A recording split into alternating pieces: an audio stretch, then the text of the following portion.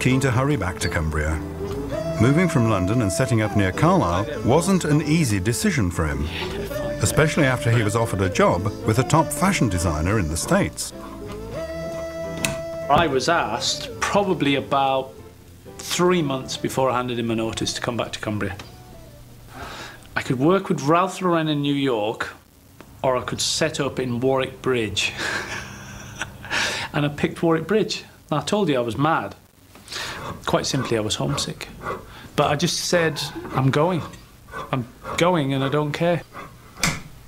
And sure enough, I went, and luckily it paid off. But everyone said, oh, you'll go bust, you'll never last. You know, how can you be 300 miles away from where all your clients are and things? It was a bit of a moment of madness. You know, I think it was just homesick and recklessness, and everything all added up at one point. So off I went, and here I am. The people are brilliant here. I mean, they're just so down to earth.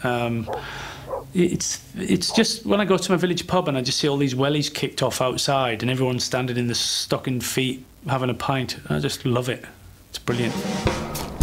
Tom cuts his last suit of the day and takes it across the garden to coatmaker Paul Griffiths, who also worked on Savile Row. Okay, last one of the day. All right, very good. My friend sent me that up. I'd rather be in my shed, and it's true. To be honest, as I said, they've wanted me to work up the house at one time, and to be honest, I'm better off down here on my own, working away, and they can, you know, do what they do up there. It's the shed of destiny. Tailoring destiny all goes on in here. Griff and I worked together in Anderson's in London. Well, when I moved up here, I said, come and have a look at what we do.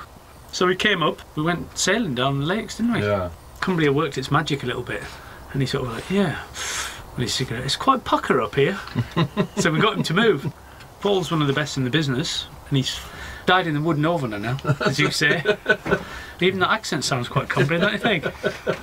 Know what I mean? That's it, what? Anyway, leave him to get on to work, I'm going to the pub. Yeah. That's the thing, cutters go to the pub first, tailors get to stay behind. Yeah, we do all the work.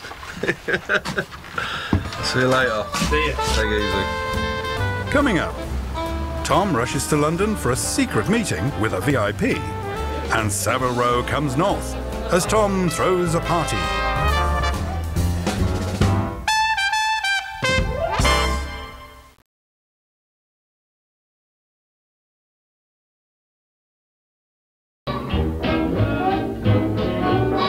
Have you seen the well-to-do up and down Park Avenue on that famous thoroughfare with their noses in the air? Tom's back in London and off to a top-secret meeting. Spats and lots of dollars.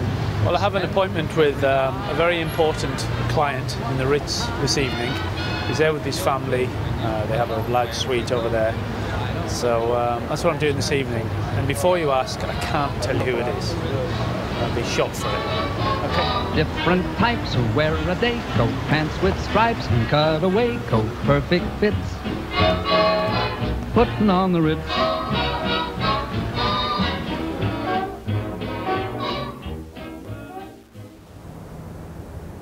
It's late. Tom checks into Gentleman's Club The Oriental off London's famous Bond Street.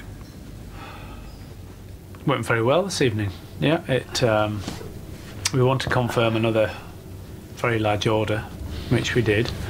And we had a nice jolly and some tea, and all went very well. Yeah, I was pleased. They seek him here, they seek him there. His clothes are loud, but never square.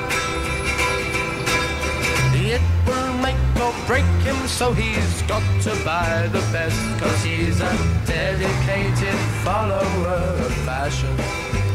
The next morning, Tom's on his way to see Ray Hammett, one of the most exclusive cloth merchants in the West End. Following his appointment in the Ritz, Tom needs to order some cloth for his mystery client. Ray, I saw a very important fellow last night, and I need a length of 92258. Can you get that for me? Cashmere, yes, no problem. Come with me. That's lovely, thank you. It's down here. Well, you see, we've got almost 800 cloths here of all different types. We've got cloth like this, a jacketing.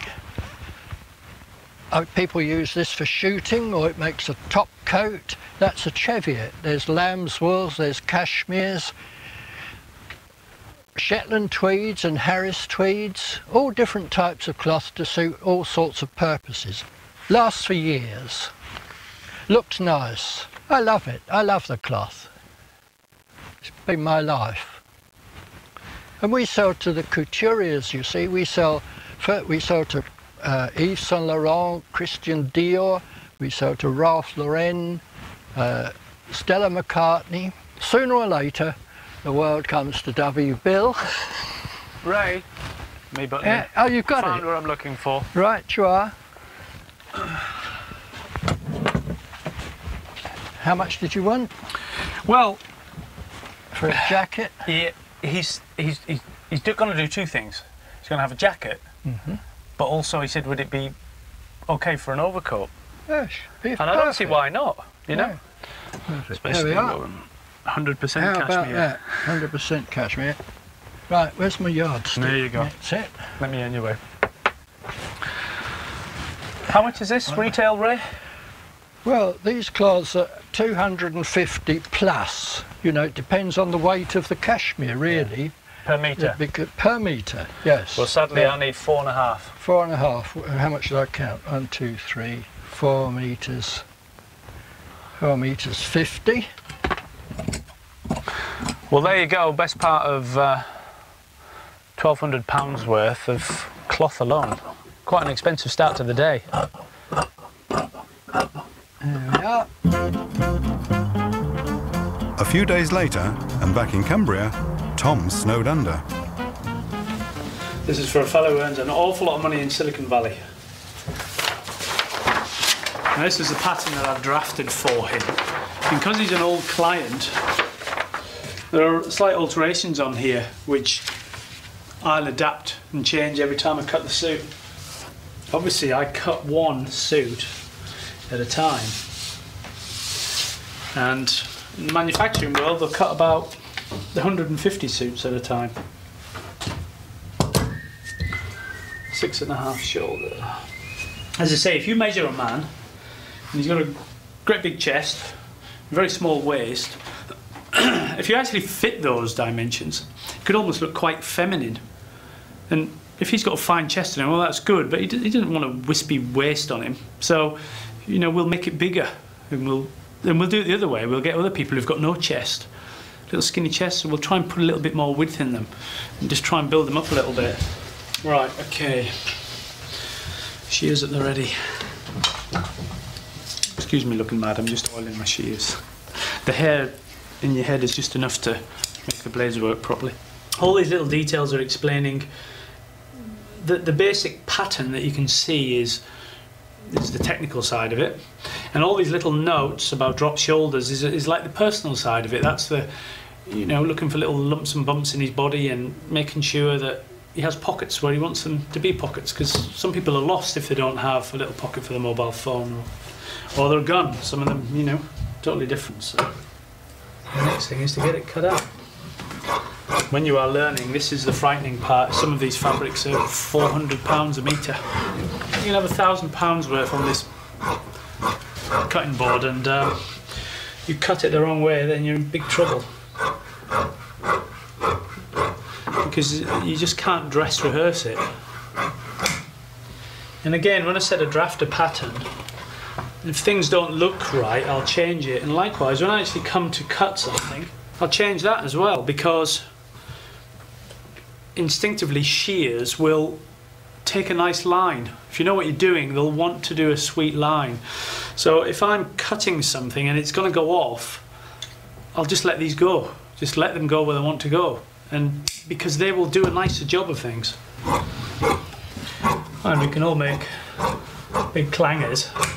When I was quite a bit younger in London, I had to cut a jacket for a fellow who used to be the chairman of Sky a long time ago. It's called Multimillionaire Cashmere, and it was fabulous stuff. but I cut it. Then when we went to make it up, we'd realised I'd cut it upside down. So every time you stroked that coat, the pile was going the wrong direction. So within 5 minutes, I'd destroyed £1,000 worth of material.